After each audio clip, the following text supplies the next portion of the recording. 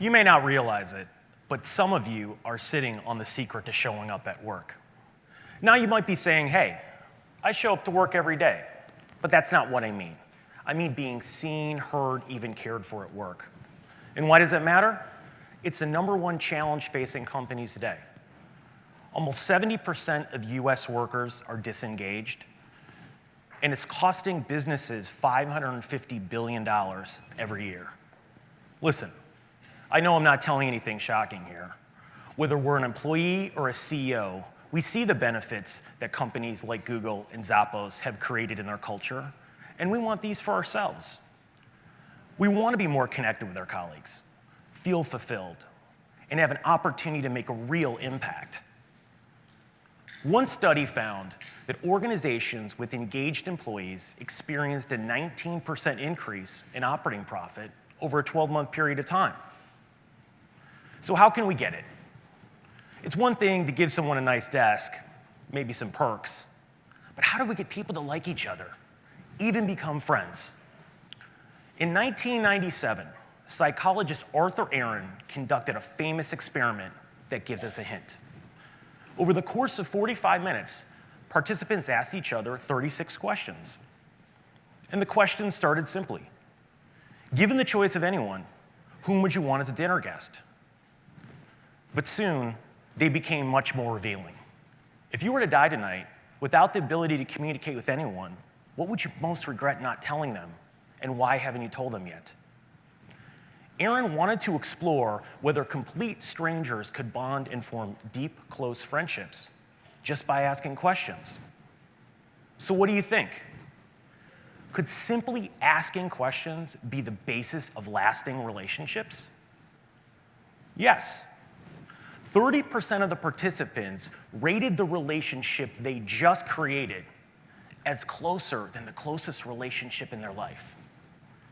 57% of the participants got together after the study on their own. And one of the pairs got engaged and invited everyone to the wedding.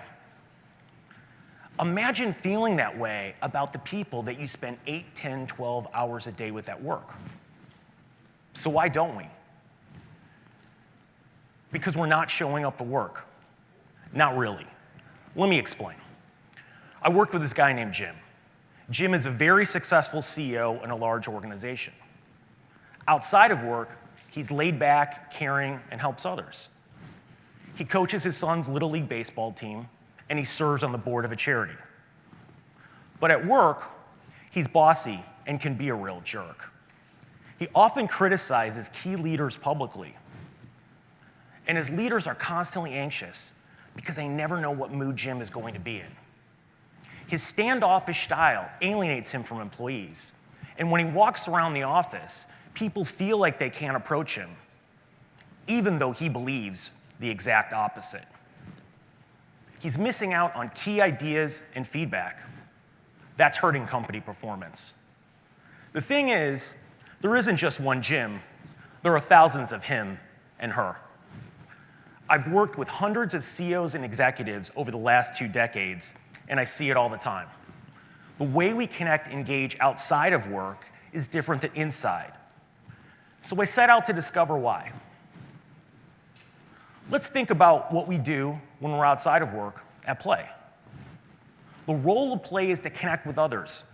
It teaches us to communicate and collaborate. Think about what you do when you're at play. Activities, events, conversations, and more. And a huge benefit of play is that it makes us feel safe. And that's extremely powerful in the workplace. Google found that psychological safety is the most critical factor for maximizing team performance.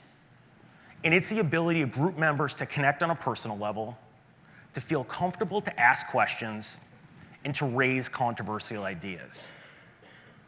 Google found that individuals on teams with higher psychological safety scores brought in more revenue and were rated effective twice as often by Google executives. Why? Because it leads to better ideas by sharing and caring. And play is great at that. Play can bring people together and allow them to open up much quicker. And by putting the focus on the activity rather than the conversation, it reduces self-consciousness. Introverts take note of this. And that's what Aaron was able to do. By setting up a game of questions, he created lifelong connections just by asking questions. But these just weren't any questions. They were vulnerable self-disclosures. But before we can get these types of conversations in the workplace and the engagement we want, we have to show up. And that's not happening.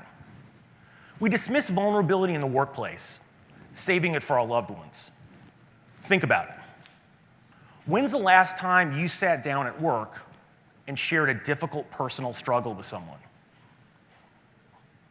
If you have, great. Most people aren't doing it. And if we're not, we're hiding who we are. We're not fully engaging. And that's killing our companies and killing us. 42% of people don't have any friends at work. And loneliness is as dangerous as smoking 15 cigarettes a day. Yet the research overwhelmingly states that both organizations and individuals win when we prioritize building relationships.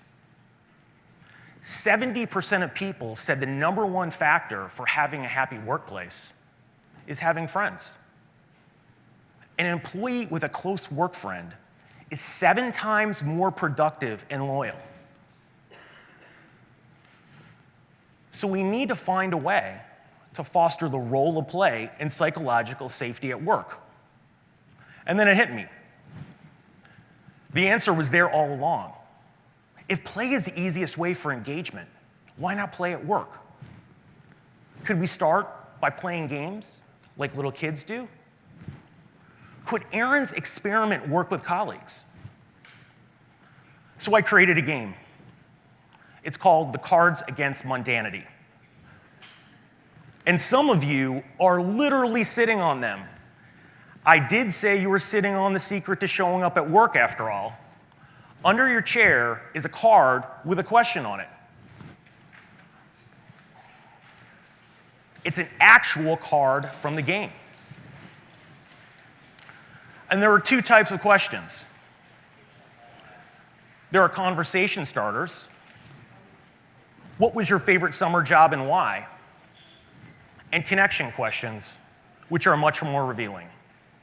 If you could pick 1 year of your life to do over, which one would it be and why? Now, usually before we play this game at work, it comes after a short activity such as a cooking class or wine tasting. And no, not because there's alcohol involved, but people need time to decompress and transition their mindset from work to play. But this TEDx event is a social event, so we're all good. Who has a question that they would be willing to read?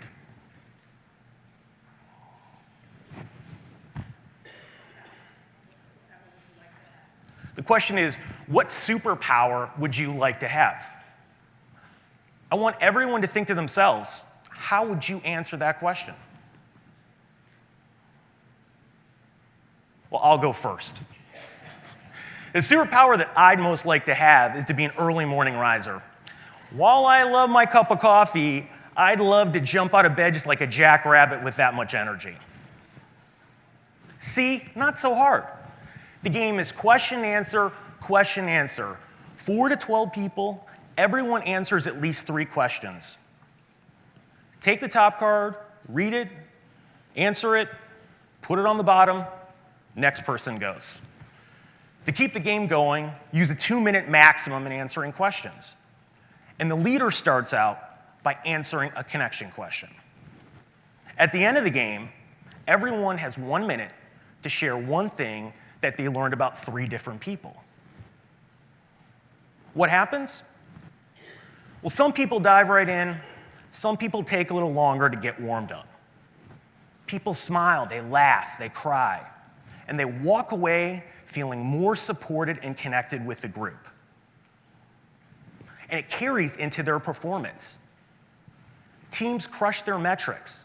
Sales beats forecast. There's an immediate impact afterwards. Why? because you'll learn about people's histories, their stories, and their struggles. But it can't end with a game. To create true engagement, we have to build on it. We have to keep on connecting. We have to make it a company priority. We've got to build it into budgets. We have to embed it in the culture and core values. Because when people feel cared for, they put forth their best effort because they don't want to disappoint other people. And the results? Productivity goes up, costs go down, more collaboration, more innovation. Lack of engagement in the workplace is at an epidemic proportion. It's killing performance, productivity, and long-term success. The answer is connection. And the quickest way to jumpstart connection is play. It all starts with a simple question. You have one to ask. Go ask it. Thank you, and go play.